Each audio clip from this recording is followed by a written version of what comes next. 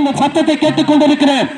என் அருமையான தாயை, தம்பி, தங்கச்சி, அருமையான சகோதரா, இன்றைக்கு உங்களை என் ஆண்டவர் வார்த்தை மூலம் கேட்டுகிறார்.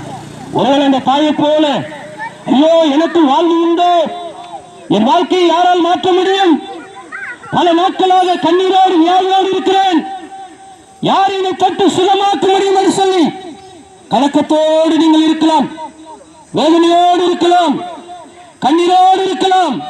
என் ஆண்டவர் சமீபத்துக்கு மாத்திரமல்ல, நீங்க இருக்கிற இடத்துல ஆண்டவரே என்னையும் தொடுவீரானால், என் வியாதியை சுகமாக்குவீரானால், என் கண்ணீரை மாற்ற முடியுமானால், இன்றைக்கும் நான் இருக்கிற இடத்துல உங்களை பார்க்கிறேன் சொல்லி நீங்கள் சற்று அந்த ஆண்டவரை நேசிப்பீர்களானால், இப்பொழுது ஆண்டவர் உங்களை தொட்டு சுகமாக்க போகிறார்.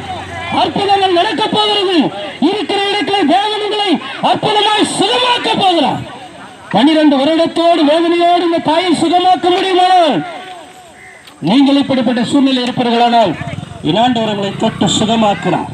அற்புதங்கள் நடந்து கொண்டிருக்கிறது. வேதனைகள் இருக்கிற இடத்திலே அற்புதங்களை செய்கிறார். கர்த்தர் நாமே உங்கள் யாவரையும் தொட்டு சுகமாக்கி அற்புதங்களை செய்வாராக. தொடர்ந்து தேவனை நீங்கள் பின்பற்ற வேண்டுமானால், தொடர்ந்து வள்ளிபுரம் புதிய கிராமத்தில் எல்சடாய் திருச்சபை இருக்கிறது. அந்த அருமையான போதகர்